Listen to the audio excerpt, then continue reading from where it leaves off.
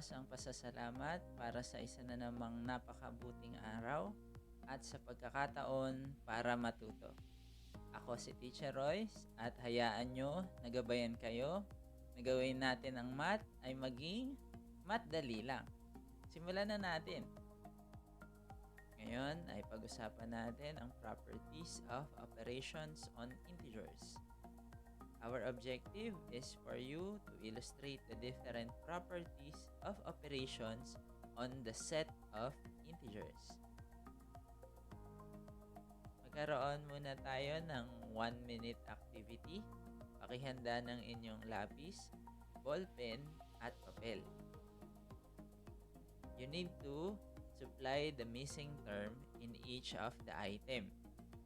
Handa na? Kung handa na, your timer starts now.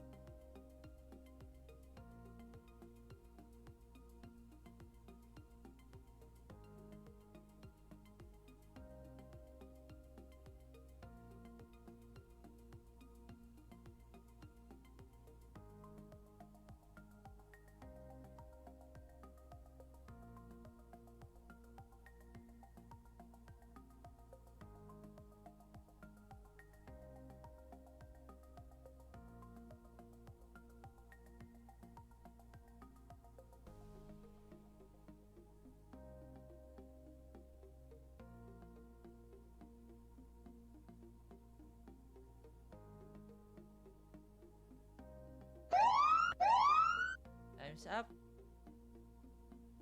Ngayon, alamin natin kung nakuha nyo ba ang mga tamang sagot. Here are the answers. For item number 1, the answer is 7. Para sa item number 2, the answers are 4 and 5. Number 3, the answer is 6. For number 4, the answer is 0. And for the last item, number 5, the answer is negative 4. Nakuha nyo ba ang mga tamang sagot? Kung hindi naman, ay okay lang. Alamin natin kung paano nakuha ang mga sagot. Simulan natin ang discussion sa unang property of operations on integers, the closure property. By definition, two integers that are added and multiplied remain as integers. The set of integers is closed under addition and multiplication. Here are the examples. For addition, example number 1, 7 plus 12. Both are integers, and their sum, 19, is also an integer. Number 2, 4 plus negative 15 are both integers. Their sum, negative 11, is also an integer. Number 3, negative 2 plus negative 1, both are integers also. Their sum, negative 3, is also an integer. For multiplication, same property. 7 times 12, both 7 and 12 are integers. Their product, 84, is also an integer. Number 2, 4 times negative 15, both are integers. Their product, negative 60, is also an integer. Number 3, negative 2 times negative 1. Again, both are integers. Their product, 2, is also an integer. And there you have it for closure property. Sana ay naunawaan. Now, let us proceed to the second property, the commutative property. Definition, changing the order of two numbers that are being added or multiplied does not change the value. Here are the examples. Number 1 for addition, 7 plus 12. Changing the order to 12 plus 7. Still, the answer is 19. Number 2, 4 plus negative 15. Changing the order to negative 15 plus 4. We will still obtain negative 11. Number 3, negative 2 plus negative 1. Changing the order to negative 1 plus negative 2. The answer is still negative 3. For multiplication, number 1, 7 times 12. Changing the order to 12 times 7. The product that we will get is still 84. Number 2, 4 times negative 15. Changing the order to negative 15 times 4. The product is still negative 60. Number 3, negative 2 times negative 1. Changing the order to negative 1 times negative 2. We will obtain 2. Sana nasundan ang commutative property. Pangatlong property of operations on integers, the associative property. Changing the groupings of numbers that are being added or multiplied does not change the value. Here are the examples. For addition, number 1, 7 plus the quantity 12 plus 4 still equal to, changing the groupings, the quantity 7 plus 12 plus 4, we will still obtain 23. Number 2, negative 4 plus the quantity 15 plus 3. Changing the groupings, negative 4 plus 15 plus 3. Still, we will get 14. Number 3, negative 2 plus the quantity 1 plus 11. Changing the groupings to negative 2 plus 1 plus 11, we will obtain 10. For multiplication, 7 times the quantity 3 times 2.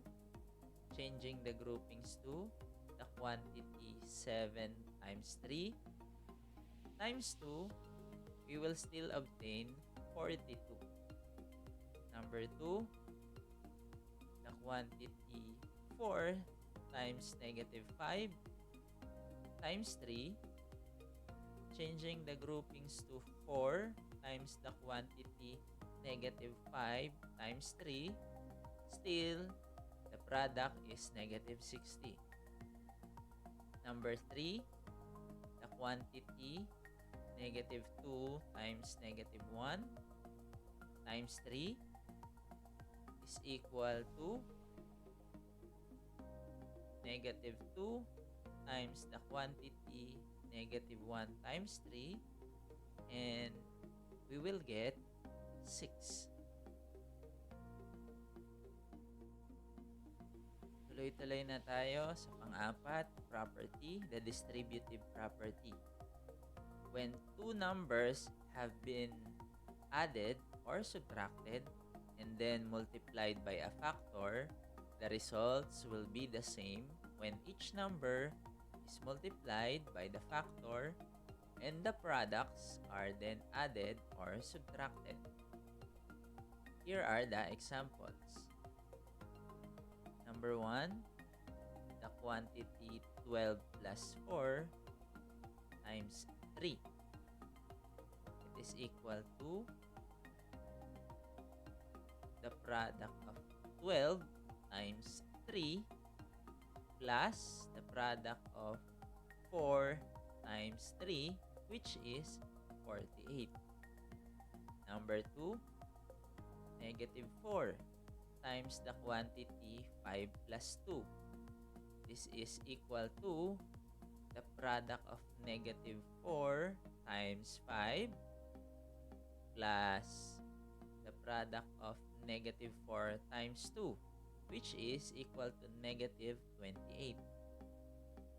Number 3, negative 2 times the quantity 1 minus 11 is equal to negative 2 times 1 minus the product of negative 2 times 11. And that is equal to 20. Number 4, the quantity 5 minus 3 times 8 is also equal to the product of 5 times 8 minus the product of 3 times 8, which is equal to 16. Ngayon ay nasa panglimang property na tayo, the identity property. Simulan natin with additive identity. The sum of any number and 0 is equal to the given number. 0 is called the additive identity.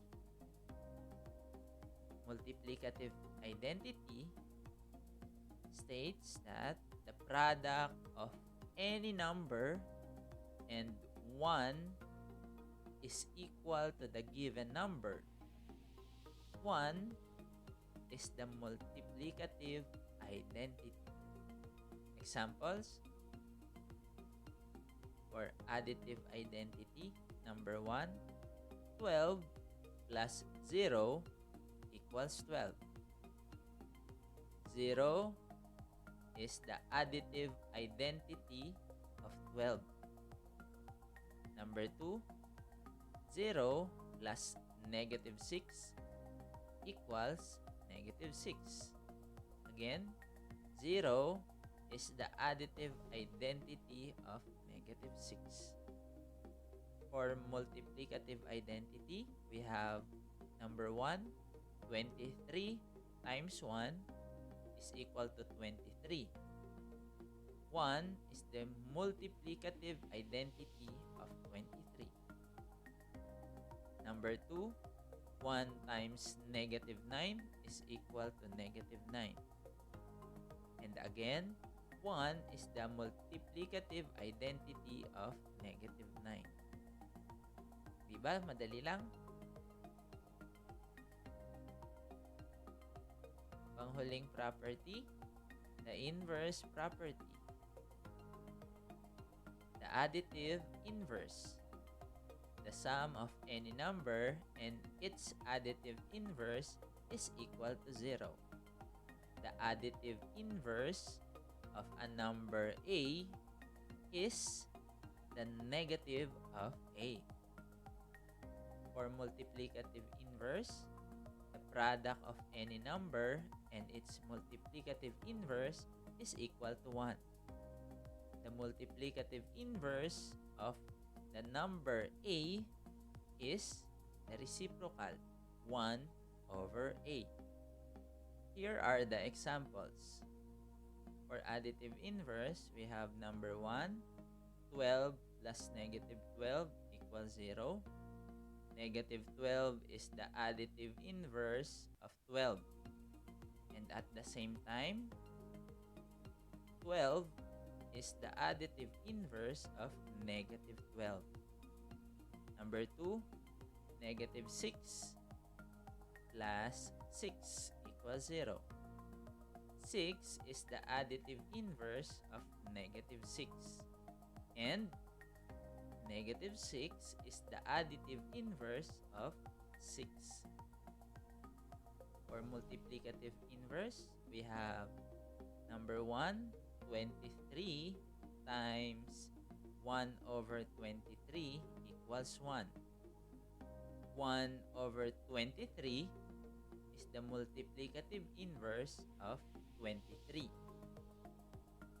And 23 is the multiplicative inverse of 1 over 23. Number 2, negative 9 times 1 over negative 9 equals 1. 1 over negative 9 is the multiplicative inverse of negative 9. And negative 9 is the multiplicative inverse of 1 over negative 9.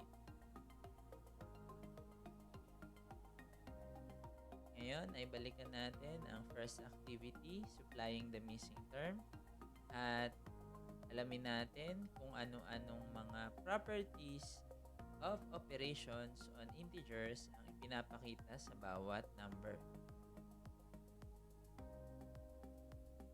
For item number 1, 7 plus negative 3 is equal to negative 3 plus 7. It is commutative. Change of position. Number 2, 5 times the quantity 4 minus 2 is equal to the product of 5 times 4 minus the product of 5 times 2. That is distributive.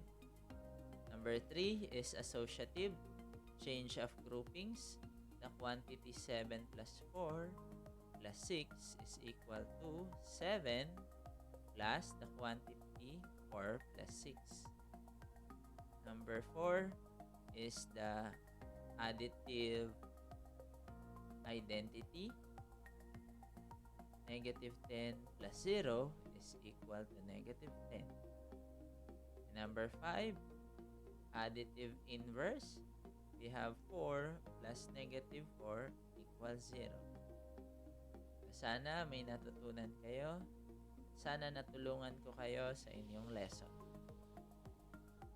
Maraming salamat sa inyong pakikinig at panonood sa ating video. Nawa ay natulungan ko kayo sa inyong lesson at nagabayan ko kayo para ito ay inyong mas maunawaan. Magkita-kita ulit tayo sa susunod na video. Muli, maraming salamat at paalam!